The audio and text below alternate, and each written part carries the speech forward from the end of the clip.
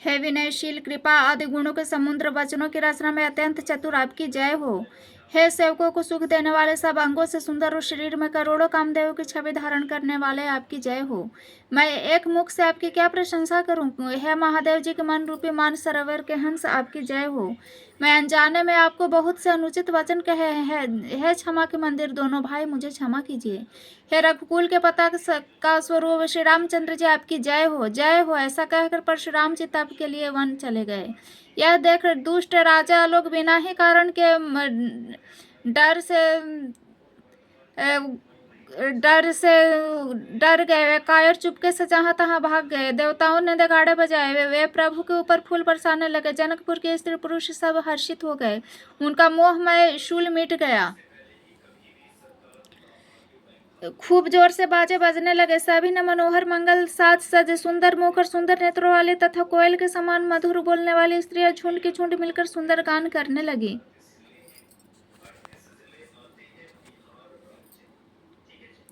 जनक जी के सुख का वर्णन नहीं किया जा सकता। मानो जन्म का दरिद्र धन का खजाना पा गया हो। सीता जी का भय जाता रहा। वे ऐसे सुखी हो जैसे चंद्रमा के उदय होने से चकोर की कन्या सुखी होती है।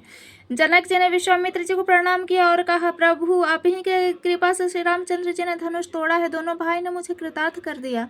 हे स्वामी, अब जो उचित हो सो कहिए। मुनि ने कहा, हे चतुर नरेश सुनो। यो तो विवाह धनुष के अधीन था। धनुष के टूटते ही विवाह हो गया। देवता मुनीश और नाग सब किसी को यह मालूम था।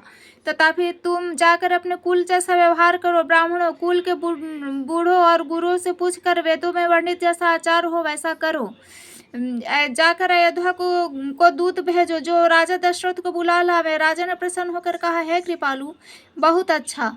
उस समय दूतों को बुलाकर भेज दिया। फिर सब महाजनों को बुलाया। सब ने आकर राजा को आदर पूर्वक सिर नवाया। राजा ने कहा, बाजार, रास्ते, घर, दिवाले, सारे नगर को चारों ओर से सजाओ। महाजन प्रसन्न होकर चले और अपने अपने घर आए।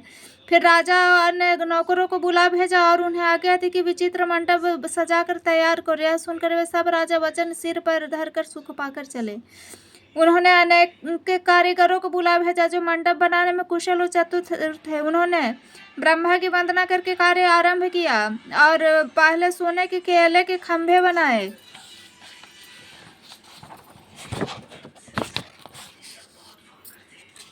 हरी हरी मणियों के पत्ते और फल बनाए तथा परागमणि के फूल बनाए। मंडप की अत्यंत विचित्र रचना देखकर ब्रह्मा का मन भी भूल गया। बांस सब हरी हरी मणियों, पन्ने सीधे गांठों से युक्त ऐसे बनाए जो माने पहचाने नहीं जाते थे कि मणियों के हैं या साधारण। सोने की सुंदर नागबेली पान की लता बनाई गई जो पत्तों सहित ऐसे मालूम होती थी कि पहचाने ही नहीं जाती थी। उसी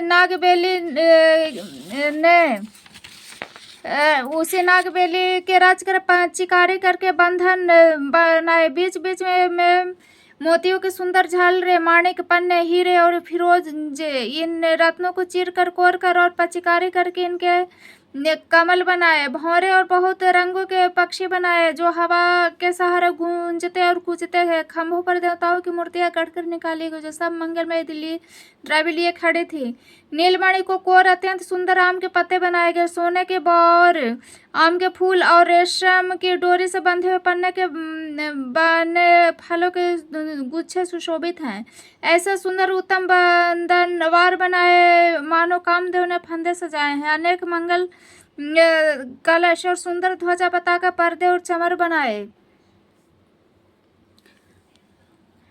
जिसमें मणियों के अनेकों सुंदर दीपक। उस विचित्र मंडप का तो वर्णन नहीं किया जा सकता जिसमें मंडप में श्री जानकी जी दुल्हन होगी और की होंगी। किस कवि की ऐसी बुद्धि है जो उसका वर्णन कर सके। जिस मंडप में रूप और गुणों के समुद्र श्री रामचंद्र जी दुल्हे होंगे उस मंडप में तीनों लोकों में प्रसिद्ध होना चाहिए। जनक जी ने महल की जैसी शोभा है वैसी तो शोभा नगर के प्रत्येक घर के दिखाई देती है। उस समय जिसको तिरहुत को देखा उसे 14 भुवन तुक से जान पड़े। जनकपुर में नीच के घर भी उस समय जो संपदा सुशोभित उसे देखकर इंद्र भी मोहित हो जाता था। जिस नगर में साक्षात लक्ष्मी जी कपट से स्त्री का सुंदर वेश बनाकर बसती हो उस पुर की शोभा का वर्णन करने में सरस्वती और शेष भी सकुचाते हैं। जनक जी ने दूत श्री रामचंद्र जी के पवित्र पुरी अयोध्या पहुंचे। सुंदर नगर देख वे हर्षित हुए। राजद्वार पर जाकर उन्होंने खबर भेजी। राजा दशरथ जी ने उन्हें सुनकर उन्हें बुला लिया। दूतों ने प्रणाम करके चिट्ठी दी। प्रसन्न होकर राजा ने स्वयं उठकर उसे लिया। चिट्ठी बांचते समय उनके नेत्रों में जल छा गए, शरीर पुलकित हो गया, छाती भर आई। हृदय में राम और लक्ष्मण है, हाथ में सुंदर चिट्ठी है। राजा उसे हाथ में लिए ही रह गए। खट्टी मीठी कुछ भी कह न सके। फिर धीरज धर कर उन्होंने पत्रिका पढ़ी। सारी सभा सच्ची बात सुनकर हर्षित हो गई। भरत जी अपने मित्रों और भाई शत्रुघ्न के साथ जहाँ खेलते थे वहीं समाचार पाकर वे आ गए। बहुत प्रेम से सकुचाते हुए पूछते हैं, पिताजी चिट्ठी कहाँ से आई है? हमारे प्राणों से प्यारे दोनों भाई कहिए कुशल तो हैं? वे किस देश में है? स्नेह से स्नेह वचन सुनकर राजा ने फिर से चिट्ठी पढ़ी। चिट्ठी सुनकर दोनों भाई पुलकित हो गए। स्नेह इतना अधिक हो गया कि वो शरीर में समाता नहीं। भरत जी का पवित्र प्रेम देखकर सारी सभा ने विशेष सुख पाया। तब राजा दूतों को पास बैठाकर मन को हरने वाले मीठे वचन बोले, भैया कहो दोनों बच्चे कुशल से तो हैं? तुमने अपने आंखों से उन्हें अच्छी तरह देखा है?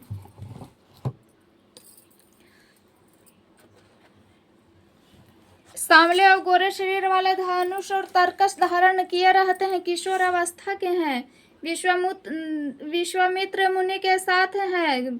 तुम उनको पहचानते हो तो उनका स्वभाव बताओ। राजा प्रेम के विशेष वश होने से बार बार इस प्रकार पूछ रहे हैं।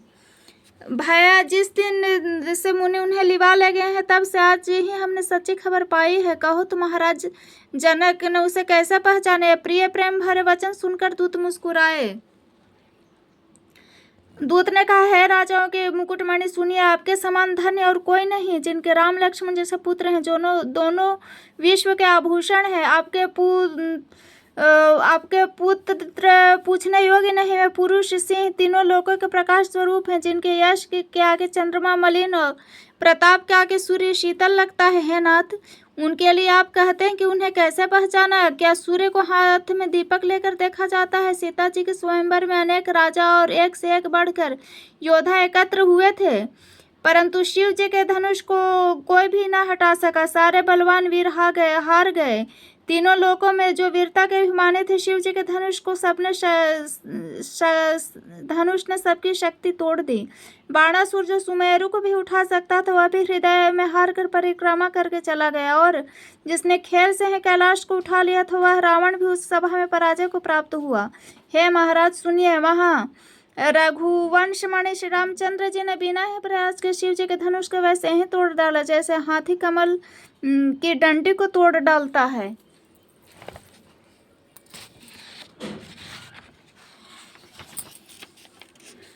धनुष टूटने की बात सुनकर परशुराम जी क्रोध भरे आए। उन्होंने बहुत प्रकार से आंखें दिखलाई। अंत में उन्होंने श्री रामचंद्र जी का बल देखकर उन्होंने अपना धनुष दे दिया और बहुत प्रकार से विनती करके वन को गमन किया। हे राजन, जैसे श्री रामचंद्र जी अतुल्य बल हैं, वैसे ही तेज निधान लक्ष्मण जी भी हैं, जिनके देखने मात्र से राजा लोग ऐसे कांप उठते थे जैसे हाथी इस सिंह के बच्चे के ताकने से कांप उठते हैं। हे देव, आपके दोनों बालकों को देखने के बाद अब आंख के नीचे कोई आता ही नहीं। हमारी दृष्टि पर कोई नहीं चढ़ता। प्रेम प्रताप वीर रस में पगी हुई दूतों का वचन रचना सबको बहुत प्रिय लगी। सभा सहित राजा प्रेम में मग्न हो गए। दूत को निछावर देने के लिए उन्हें निछावर देते देख यह नीति विरुद्ध है, ऐसा कहकर दूत अपने हाथों से कान मूंदने लगे। धर्म को विचार कर उनका धर्म युक्त बर्ताव देखकर सभी ने सुख माना।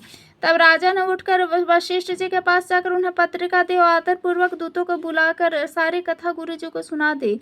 सब समाचार सुनकर अत्यंत सुख मानकर गुरु बोले, पुण्यात्मा पुरुष के लिए पृथ्वी सुखों से छाई हुई है। जैसे नदियां समुद्र में जाती है, अथवा समुद्र को नदी की कामना नहीं होती, वैसे ही सुख और संपत्ति बिना बुलाए हैं स्वाभाविक ही धर्मात्मा पुरुषों के पास आ जाते हैं। तुम जैसे गुरु ब्राह्मण और गाय और देवताओं की सेवा करने वाले हो, ऐसे ही पवित्र कौशल्या देवी भी है। तुम्हारे समान पुण्याता जगत में कोई न हुआ, न होने ही वाला है। हे राजन, तुमसे अधिक पुण्य और किसका होगा, जिसके राम सरीखे पुत्र हैं और जिसके चारों बालक वीर विनर्म धर्म व्रत धारण करने वाले गुणों के सुंदर समुद्र हैं। तुम्हारे लिए सभी कालों में कल्याण है। अथवा डंका बजाकर बारात सजाओ और जल्दी चलो। गुरु जी के ऐसे वचन सुनकर हे नाथ बहुत अच्छा कहकर और सिर नवाकर तथा दूतों को डेरा दिलवाकर राजा महल में गए। राजा ने सारे रनिवास को बुलाकर जनक जी की पत्रिका बांचकर सुनाई। समाचार सुनकर सब रानियां हर्ष से भर गई। राजा ने फिर दूसरी सब बातों का वर्णन किया। प्रेम से प्रफुल्लित हुई रानियां ऐसे सुशोभित हो रही हैं जैसे मोरनी बादलों की गरज सुनकर प्रफुल्लित होती हैं। बड़ी बूढ़ी स्त्रियां प्रसन्न होकर आशीर्वाद दे रही हैं। माताएं अत्यंत आनंद में मग्न हैं। उस अत्यंत प्रिय पत्रिका को आपस में लेकर सब हृदय से लगाकर छाती शीतल करती हैं। राजाओं में श्रेष्ठ दशरथ जी श्री राम लक्ष्मण की कीर्ति और करनी को बार बार वर्णन किया। यह सब मुनि की कृपा है, ऐसा कहकर वे बाहर चले आए। तब रानियों ने ब्राह्मणों को बुलाया, आनंद सहित उन्हें दान दिए। श्रेष्ठ ब्राह्मण आशीर्वाद देते हुए चले।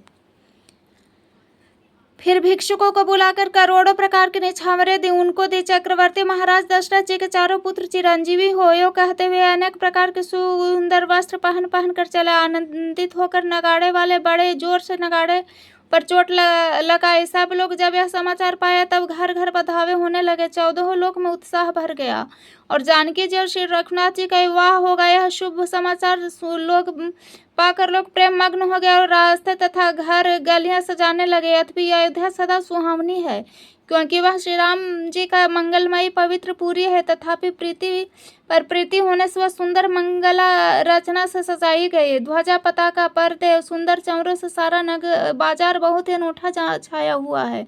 सोने के कलश तोरण मणियों की झालरें हल्दी दूब दही अक्षत और मालाओं से लोगों ने अपने अपने घर को सजाकर मंगलमय बना दिया। गलियों को चतुर्सम से सींचा और द्वारों पर सुंदर चौक पुराए। चंदन केसर कस्तूरी और कपूर से बने हुए सुगंधित द्रव्य को चतुर्सम कहते हैं। बिजली से कांदे वाले चंद्रमुखी हरिणी के बच्चे से नेत्रों वाले अपने सुंदर रूप से कामदेव की स्त्री रति के अभिमान को छुड़ाने वाले सुहागिनी स्त्रियां सभी 16 श्रृंगार सज कर जहां तहां झुंड की झुंड मिलकर मनोहर वाणी से मंगल गीत गा रही हैं, जिनके सुंदर स्वर को सुनकर कोयले भी लजा जाते हैं।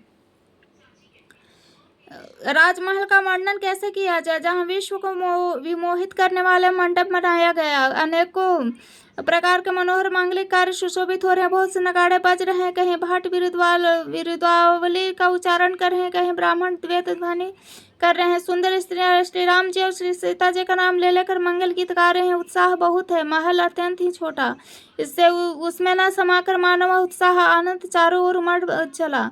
दशरथ जी के महल की शोभा का वर्णन कौन कवि कर सकता है, जहाँ समस्त देवताओं के शिरोमणि श्री रामचंद्र जी ने अवतार लिया है। फिर राजा ने भरत जी को बुला लिया और कहा कि जाकर घोड़े हाथी और रथ सजाओ, जल्दी श्री रामचंद्र जी के बारात में चलो। यह सुनते ही दोनों भाई आनंद वर्ष पुलक से भर गए। भरत जी ने सब साहने बुलाए और उन्हें घोड़े के सजाने के लिए आज्ञा दी। प्रसन्न होकर उठकर दौड़े। उन्होंने रुचि के साथ जीने कसकर घोड़े सजाए। रंग बिरंगे उत्तम घोड़े सुशोभित हो गए। सब घोड़े बड़े सुंदर और चंचल हैं। वे धरती पर ऐसे पैर रखते हैं जैसे चलते हुए लोहे पर रखते हैं। अनेक जाति के घोड़े हैं जिनका वर्णन नहीं हो सकता। ऐसी तेज चाल है मानो हवा का निरादन करके उड़ना चाहते हैं। उन सब घोड़ों पर भरत जी के समान अवस्था वाले सब छैल छबीले राजकुमार सवार हुए। वे सभी सुंदर है और सब आभूषण धारण किए हुए। उनके हाथों में बाण और धनुष है तथा कमर में भी भारी तरकस बंधे हैं। सभी चुने हुए छबीले छैल शूरवीर चतुर नवयुवक है। प्रत्येक सवार के साथ 2 पैदल सिपाही हैं जो तलवार चलाने में के कला में बड़े निपुण हैं। शूरता का बाना धारण किए हुए रणवीर वीर सब निकलकर नगर के बाहर आ गए और वे चतुर अपने घोड़ों को तरह तरह की चालों से फेर रहे हैं। भेरी तथा नगाड़ों की आवाज सुन सुनकर प्रसन्न हो रहे हैं। सारथी ने ध्वजा पताका मणि और आभूषणों को लगाकर रथों को बहुत विलक्षण बना दिया। उनमें सुंदर चमर लगे हैं, घंटियां सुंदर शब्द कर रही है। रथ इतने सुंदर है मानो सूर्य के रथ की शोभा को छीन लेते हैं। अगणित श्याम कर्ण घोड़े थे, उन्हें सारथी ने उन्हें रथ में जोत दिया। वे सभी देखने में सुंदर और गहनों से सजाए हुए सुशोभित हैं, जिन्हें देखकर मुनियों के मन भी मोहित हो जाते हैं। जो जल पर भी जमीन की तरह चलते हैं, वे वेग की अधिकता से उनकी टाप पानी में नहीं डूबते। अस्त्र शस्त्र सब साज सजा के साथियों ने रथियों को बुला लिया। रथों पर चढ़कर बारात नगर के बाहर जुटने लगी। जो जिस काम के लिए जाता सभी को सुंदर शगुन होते। श्रेष्ठ हाथियों पर सुंदर अंबारियों पड़ी है।